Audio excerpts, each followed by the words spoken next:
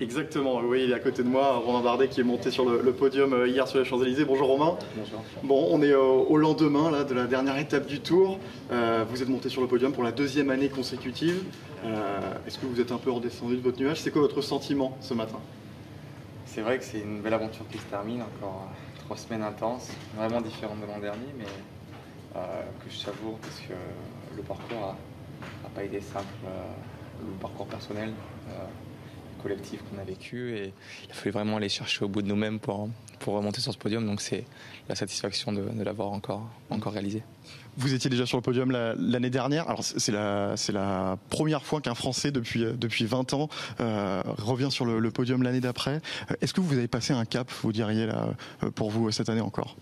Oui, le challenge était vraiment difficile à relever, et bon, je dirais aussi collectivement, parce que je l'ai fait, on a rallié Paris à 9.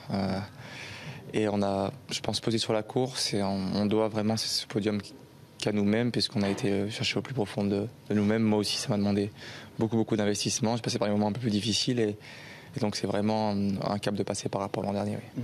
Vous avez passé des moments difficiles, vous dites, pour les téléspectateurs qui nous regardent, là, qui vous terminez 3 semaines de Tour de France. Comment on se sent là le lendemain physiquement? Ouais, c'est très étrange déjà, parce que on est à la mi-journée, je suis pas encore monté sur mon vélo, donc il y a quelque chose, il y a un petit problème. Non, plus sérieusement, c'est vrai que c'est un rythme qui se coupe, puisque les journées sont pas minutées, mais c'est vrai que sur le Tour de France, on prend des habitudes. Avec les 4, 5 ou 6 heures de vélo quotidiennes, voilà, la vie est très rythmée. Donc là, vraiment, c'est un petit peu la décompression qui commence. Bon, on a fait exprès de se mettre là, hein, Romain, parce qu'il y a un maillot jaune derrière, hein. On va pas se le cacher. Est-ce qu'il est loin, ce maillot jaune, pour vous, à l'avenir, ou est-ce qu'il vous semble de plus en plus proche? En tout cas, je dirais durant cette édition 2017, on l'a entrevu d'un peu plus près. Et bien sûr que ça aiguise notre appétit pour les années futures, et vraiment on doit continuer à travailler dans ce sens-là pour le voir encore d'un peu plus près. Est-ce que vous avez des regrets peut-être sur cette année? Est-ce qu'il y a des moments où vous dites qu'il était possible de faire mieux? On voit là, c'est la fin du Tour de France, les langues se délient un petit peu. On parlait avec l'équipe Sky hier qui nous disait que sur l'étape de Péragude que vous avez gagné par exemple, Christopher Froome n'était peut-être pas si bien du tout même dans cette ascension. Est-ce que ça peut faire partie peut-être des moments où vous dites il aurait été possible d'aller chercher mieux, ou vous étiez à 100% sur ce Tour de France? Non, très honnêtement, bien sûr, quand on sait les tenants et aboutissants après coup, c'est facile de réécrire le scénario. Mais quand je regarde derrière, on a quand même pris des initiatives sur beaucoup d'étapes. On a été avec notre cœur à 100% à chaque fois, et il n'y a pas vraiment de regret à avoir. Bien sûr, on doit se servir de ce qu'on a fait cette année pour peut-être encore tenter davantage. Et je pense que l'équipe AG2R Mondial a vraiment prouvé encore son caractère offensif et son envie de gagner, et c'est aussi ce qui me donne espoir pour l'avenir. On vous a vu à Péragude quand vous gagnez juste après la ligne d'arrivée, vous tombez dans les bras de vos amis de l'équipe, vous n'en revenez pas, vous avez fait toutes les étapes de montagne en étant avec Christopher Froome, en l'ayant même lâché dans les Pyrénées. Vous arrivez à réaliser ça pour vous? C'est une image forte quand même de vous dire que vous avez toujours fini avec Christopher Froome? Oui, c'est-à-dire que j'ai le sentiment de m'être rapproché et d'être vraiment dans le match pour ce maillot jaune, davantage que l'an dernier où l'écart était quand même conséquent sur les champs avec Chris Froome.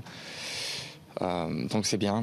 Sur une partie du parcours, notamment en montagne, j'étais dans le match. Il me reste à améliorer les autres points pour être vraiment dans la bagarre sur les 21 étapes. Alors les autres points à améliorer peut-être, il y a le contrôle à montre. Est-ce que ça se travaille, vous pensez? Parce qu'on voit les grands vainqueurs du Tour de France ou même des grands tours sont des coureurs performants sur les contrôles à montre. Il est possible aujourd'hui d'aller chercher ces secondes-là? Oui, ça se travaille, notamment pour perdre moins de temps.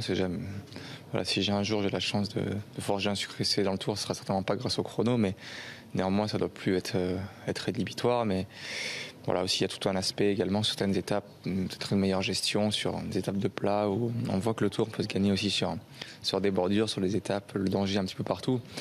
Et c'est dans tous ces domaines-là qu'il faut aussi que je me renforce pour être encore un prétendant sérieux et crédible au maillot jaune. Dernière question très rapidement, Romain. C'est quoi maintenant pour vous ce qui va arriver là? Les vacances un petit peu? Oui, un petit peu de repos, et les vacances pas vraiment, puisque voilà, ces ambitions sur le Tour de France, ça demande aussi un entraînement quotidien et des efforts tout au long de l'année, mais un petit peu peut-être plus aussi de repos parce que les dernières nuits ont été assez courtes. Allez, bon, vous allez dormir un petit peu alors quand même maintenant. Merci beaucoup Romain Bardet, donc 3e du dernier Tour de France qui était avec nous.